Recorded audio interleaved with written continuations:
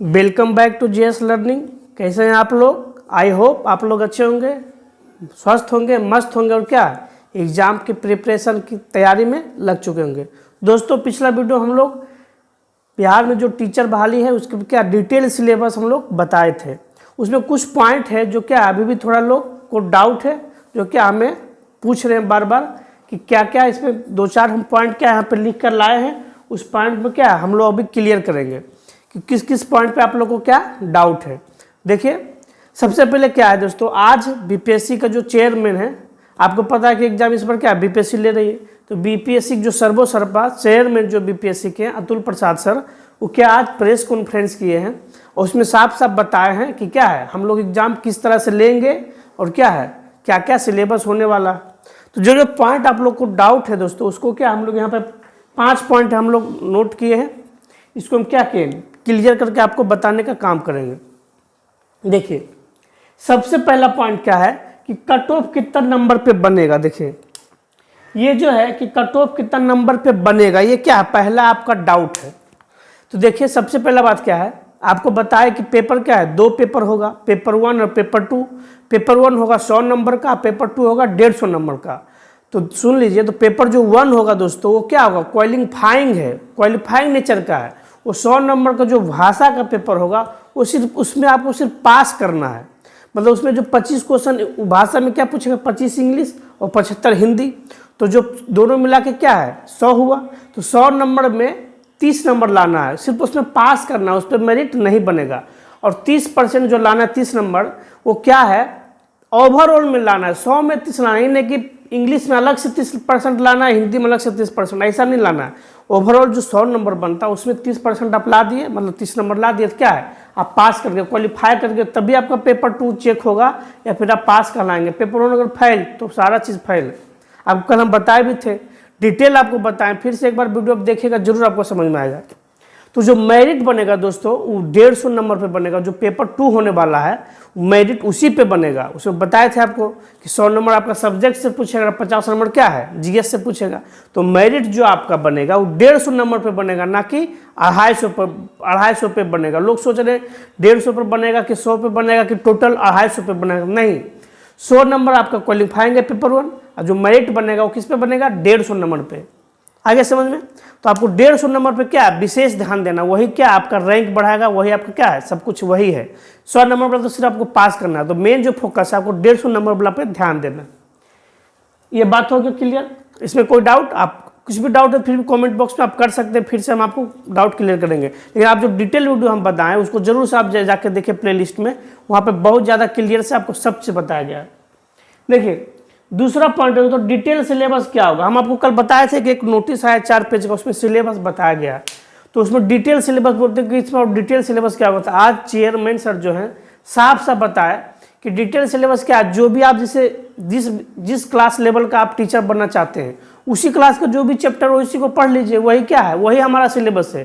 जैसे 10th तक आप टीचर बनना चाहते हैं, या 6 तक 1 to 5 तक टीचर बनना था, जो भी साइंस से जो सवाल पूछा जाएगा, तो साइंस का चैप्टर चलता है ना जी। तो साइंस का जो मतलब सिलेबस है 1 to 5 में साइंस किताब चलता है, उसमें जो सिलेबस वही क्या है साइंस का आपका सिलेबस हो गया। जो चैप्टर उसमें दिया गया है उसी का लेवल क्या है, इंटरेस्ट स्तरीय लेवल रख के सवाल पूछा जाएगा, मतलब टॉपिक उठा जाएगा उस एनसीईआरटी, वही जो चैप्टर दिया गया उसी टॉपिक उठा जाएगा, सिर्फ क्वेश्चन का लेवल क्या है हाई किया जाएगा। तो सिलेबस डिटेल वो क्या बोले हम जारी नहीं करेंगे, बस आपका जो किताब का जो सिलेबस जो चैप्टर दिया गया वही क्या है आपका सिलेबस है। या साफ साफ क्या किए प्रेस कॉन्फ्रेंस में अतुल प्रसाद सर बोल दिए हैं। सबसे बड़ी बात है दोस्तों, एग्जाम कब होगा, ये भी लोग पूछ रहे हैं कि एग्जाम कब होगा, टाइम कितना मिलेगा। तो आज सब अतुल सर साफ साफ बोले हैं कि हम क्या आप लोग को टाइम देंगे। और सबसे बड़ी बात बोले कि 2-3 दिन में क्या है, हम लोग 2 से 3 दिन में क्या है वैकेंसी जारी कर देंगे, नोटिफिकेशन जारी कर देंगे, फॉर्म भराने लगेगा। तो और बोले एग्जाम जो है संभावित है कि अगस्त में होगा, मतलब संभावित है अगस्त में होगा, तो अगस्त में ही चांस, मान लीजिए अगस्त में ही होगा, मैक्सिमम होगा तो लास्ट अगस्त सितंबर फर्स्ट वीक, लेकिन मान के चलिए आप लोग कि एग्जाम क्या है अगस्त में ही होने वाला है। और क्या है उसका फॉर्म जो भराएगा दोस्तों, बोल दिए 2 से 3 दिन में क्या है फॉर्म हम लोग भरना चालू कर देंगे।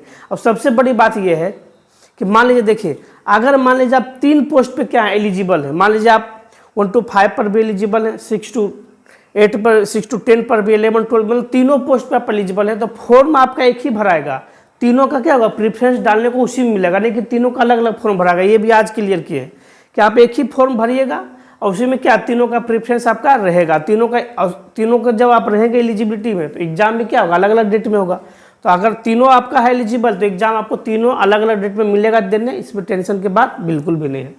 अगर जो 1 to 5 से एलिजिबल है उनको क्या है एक ही एग्जाम होगा, मतलब एक ही वो होगा, वही उसी आप एग्जाम दीजिएगा। तो आप एग्जाम कब होगा आपको समझ में आएगा। एग्जाम बोले साफ साफ कि एग्ज़ाम जो है अगस्त में होने की संभावना है, मतलब ज़्यादा चांस है कि अगस्त में एग्ज़ाम हो जाए।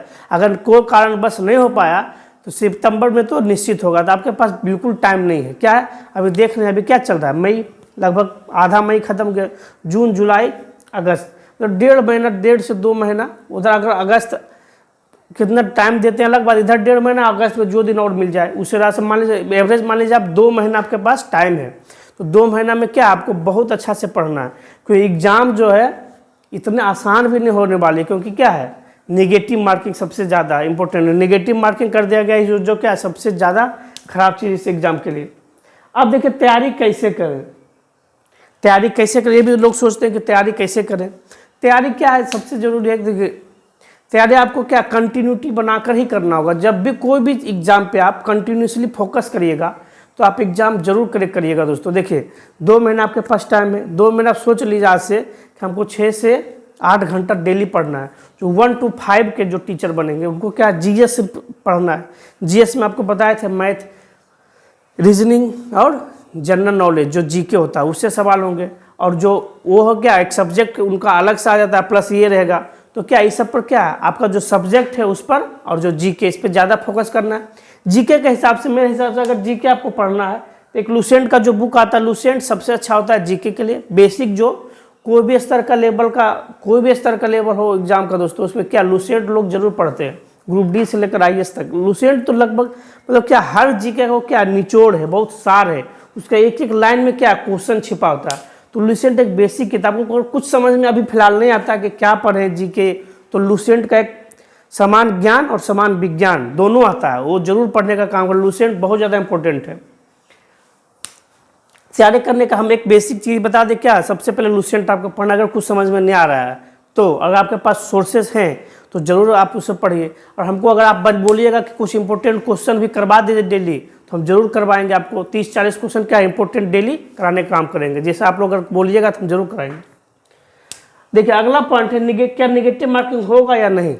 देखिए सबसे बड़ी बात है कि निगेटिव मार्किंग होगा। देखिए आज भी प्रेस कॉन्फ्रेंस में बीपीएससी चेयरमैन साफ साफ बोले कि हम निगेटिव मार्किंग देंगे।